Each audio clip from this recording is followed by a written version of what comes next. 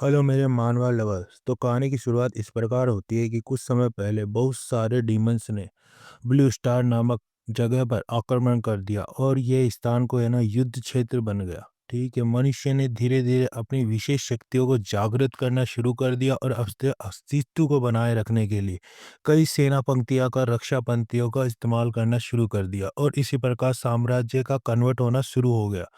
सबसे महान साम्राज्य का जन्म हुआ। हिस्ट्री शुरू हो चुकी थी और मैं अपनी मौत से वापस आ गया था अपनी रेस को बचाने के लिए, क्योंकि रात आ रही थी और मनुष्य को अपना अस्तित्व बनाए रखने के लिए और कोई रास्ता नहीं बचा था। मैं तैयार हूँ, भले ही मुझे हजारों श्रापों को भारी क्यों न उठाना पड़े। 10 लाख वर्षों के बाद असंख्य जाति यानी डीमंस ने ब्लू स्टार पर आक्रमण किया था। इसने पूरी दुनिया को सुपर एरा का बैटलफील्ड में बदल दिया। जंग की शुरुआत हो चुकी थी। ह्यूमंस ने भी अपनी एबिलिटी और स्ट्रेंथ को मजबूत कर दिया था, लेकिन ह्यूमंस की संख्या बहुत कम थी, इसलिए वे कमजोर नजर आ रही थी। तो ह्यूमंस ने सोचा कि हम परमाणु बम और परमाणु हथियारों का सहारा लेंगे और इसी तरह केवल 10 रक्षा पंक्तियां ही बन गई। सिर्फ 10 डिफेंस लाइंस के सहारे ही ह्यूमंस ने 10 लाख डीमंस के आक्रमण को झेल लिया। इस 10 वर्षों के दौरान मनुष्य ने 2 रक्षा पंक्तियां सबसे ही टूट चुकी थी और इसी जाति की पराजय की निकट आती जा रही थी। इसी निराशजनक स्थिति में मनुष्य केवल उन्हीं संसाधनों की समस्या 10 लाखवें वर्ष के आक्रमण को जैसे तैसे संभाल पाया था। जो कुछ भी उनके पास था वे उसी के सहारे लड़ रहे थे। स्टैटिस्टिक्स के अकॉर्डिंग इस जंग में शुरू होने से पहले ही एओचो के 10 लाख सदस्य सोल्जर्स पहले ही मारे जा चुके और इसी तरह मिलियंस ईयर में वह एम्पायर में सबसे सबसे बड़ी सेना भर्ती शुरू हो गई थी। पूर्वी गठबंधन की उत्तरी सीमा पर स्थित एक व्यापारी नगर में हमें एक युवक के बारे में पता चला था जिसका नाम चैन हुनाई था। सिर्फ 19 वर्ष की आयु में ही वह युद्ध भूमि को पर मारा गया था। देख सकते हैं आप। मिलियंस ईयर के खिलाफ 10 डिफेंस लाइन पर लड़ते हुए वह शहीद हो गया था बेचारा। वो लेवल 2 इलेक्ट्रिक एट्रीब्यूट करियर था जो रूटिंग गिलिट से लड़ता हुआ अपनी जान को गंवा बैठा था। उसके अलावा वहाँ कई अन्य लोगों की तस्वीरें भी थी, जिसमें 9वीं रक्षा पंक्ति पर 22 वर्षीय एक युवक सुन्नी भी शामिल था। वो सब ग्रेट एनिमी से लड़ते हुए शहीद हुए थे। उनमें से कई लोगों को पिछले वर्ष शहीद होने के में सम्मानित किया गया था। वो यहाँ भाषण दे रहे थे, अपना अनुभव शेयर कर रहे थे। वे कह रहे थे, ये केवल सैनिक नहीं थे, ये हमारे साथी और परिवार थे, हमारे भाई थे, हमारी बहन थे और साथ ही हमारे नायक भी थे। इमोशनल इतना स्ट्रॉन्ग था कि जब मेयोक ने ये सब बातें कही तो उनकी आंखों में आंसू आ गए।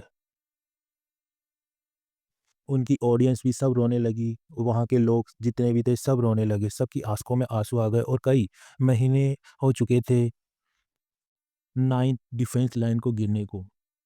कहा जा रहा था कि अगर ये युद्ध ऐसे ही चालू रहा तो व्यापारी जगत सबसे ज़्यादा पीड़ित होगा, लेकिन उनके पास किसी के पास कोई भागने का रास्ता नहीं था। महापौर एक बड़े युवा श्रोत्रों के समक्ष जानकारी दे रहे थे। एओ वर्तमान में प्रति रिक्शा अपनी ही शुरुआत कर रही थी, साथ ही 10 लाख से अधिक गुणधारी योद्धाओं को जोड़ने की तैयारी चल रही थी। साथ ही एबिलिटी करियर वाले सोल्जर्स भी शामिल थे। तो उन लोगों ने पूछा कि तुम लोग व्यापारी नगर के युवा क्या करोगे? आंखों में आंसू लिए, प्रेरणा लिए युवा लोग अपनी शक्ति को चिल्लाते हुए बोले कि हम युद्ध भूमि में पर्वत और नदियों से की रक्षा करेंगे।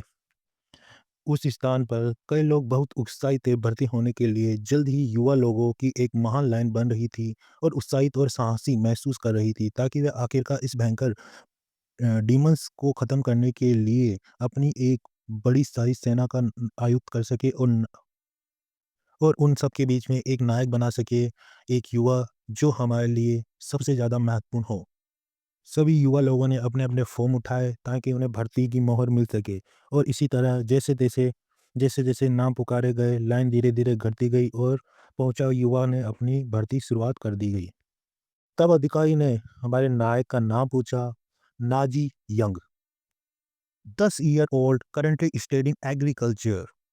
तब प्रोफेसर पूछता है कि तुम भर्ती होना चाहते हो और अग्रिम मोर्चे पे जाना चाहते हो और उसका उत्तर था कि वह मौजूद सभी स्थान को खींचा। वह किसी ने भी ना की उम्मीद नहीं लगाई थी। तब उसने स्पष्ट किया, मैं पृष्ठभूमि में रहना पसंद करता हूँ। उसकी ना पर सभी लोग हैरान हो गए और सवाल कर रहे थे कि अग्रिम मोर्चे में ये क्यों नहीं जाना चाहता, क्योंकि जो लोग पीछे रहते हैं वह आमतौर पर बुजुर्ग महिलाएं वे बच्चे होते हैं। इसलिए सभी ने उसका युवा लड़का मौत से डर रहा है, सभी सोच रहे हैं युवा लड़का मौत से डर रहा है और अन्य लड़कों की के लिए यही पहन रहे हैं। अन्य लड़कों ने सेम सी यूनिफॉर्म पहन ली और वह नाचनाक माना जाता था। उसने ये एक उनमें से एक युवक जो उनके पास खड़ा था वह हैरानी से बोला, नानी तुम स्वस्थ हो और तुम्हारे अच्छे ग्रेड है और जब देश को तुम्हारी सबसे ज़्यादा ज़रूरत है, तुम पीछे छूटना चाहते हो। वह भूल गया था कि ये प्राणी अपने साथियों के साथ क्या दरिंदता कर रहा है।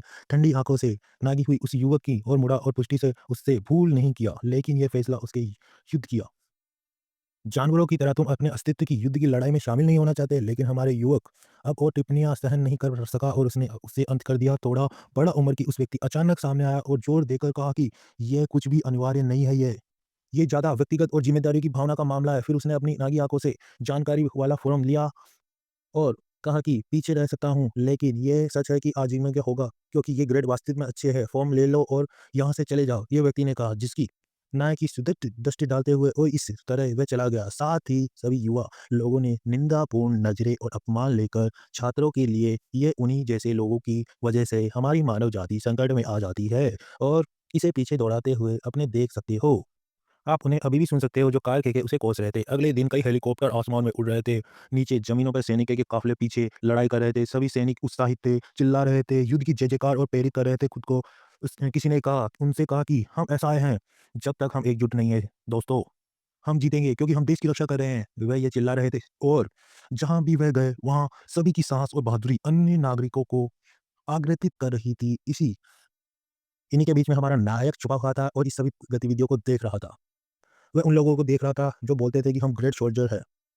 फिर उसने गहरी सांस ली और अपने फ़ोन का मुख्य समाचार देखा। एक रिपोर्ट में एओचे के इतिहास में सबसे बड़े हमले की बात थी, लेकिन उनके ठीक नीचे एक खबर थी उसके बारे में। व्यापारी नगर का वह भर्ती जिसमें भर्ती होने के लिए इनकार कर दिया था।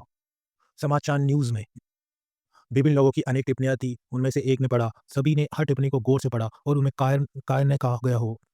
और जो लाइन उन्हें बहुत ज़्यादा चुभ रही थी, परेशान कर रही थी, अगली मोर्चे के असली नायक तुम्हारे लिए एक भार उठा रहा है। नाजी पहले ही इस बारे में सोच चुका था। वह यह मानता था कि हर कोई एक नायक है, लेकिन उनके लिए यह युद्ध ऐसा था कि कई लोगों को आग की ओर झोंका जा रहा था। अगर युद्ध शत्रु को अब भी कम आँका जा रहा था, एक तो 1 मिलियन सैनिकों को इकट्ठा करना आखिरी क्या लाभ होगा? कभी उसने कहा, अपने अपने पिछले जीवन में मैं उनकी तरह बहुत ज़्यादा भर्तियों में था, आगे मोर्चों पे गया था, अंत में युद्ध मुख्यालय में शामिल हुआ और एक सम्मानित रणनीतिक कमांडर बना। जब मनुष्य पीछे हट गए तब मैं उन्हें अपने जीवन को दांव पर लगाकर महान प्रतिभा की खोज कर रहा था और उन 5 शक्तियों को अपने भीतर सम्मानित किया। यदि वह अधिकतर स्तर पर पहुंचकर एक युद्ध की शुरुआत करे और हमारा नायक युद्ध की दिशा ही बदल देता, किंतु अपनी योजना पूरी तरह पहले ही मनुष्य पराजित हो गए और वह स्वयं ही 10 लाख वर्षों से सबसे शक्तिशाली अस्तित्व के हाथों मारा गया। नाजी इस प्रेरणा को स्वीकार नहीं कर सका, क्योंकि यदि उसने अपनी प्रतिभाओं को अपने ही पूर्ण कर लिया होता तो वह स्वयं ही मानव जाति की रक्षा कर पाता। वर्तमान समय में नाजी भारी बर्फबारी के बीच में एक पहाड़ के बीच में बैठा था। उसने फिर लिए जो उसकी दृढ़ इच्छा का परिणाम था या फिर केवल भाग्य की योजना थी। जो शक्तियाँ उसके पिछले जन्म में थी, वह भी उसका साथ में नहीं दे रही थी, अतीत के ठीक उसी रूप में वापस लौट आई थी। उन 5 महान प्रतियोगिताओं में पहली थी पशु वश में करने की शक्ति। सिर्फ़ उसे ही वश करना ही नहीं, वह अपने रक्त को नियंत्रण कर सकता था और युद्ध शक्ति की 3 गुना कर सकता था।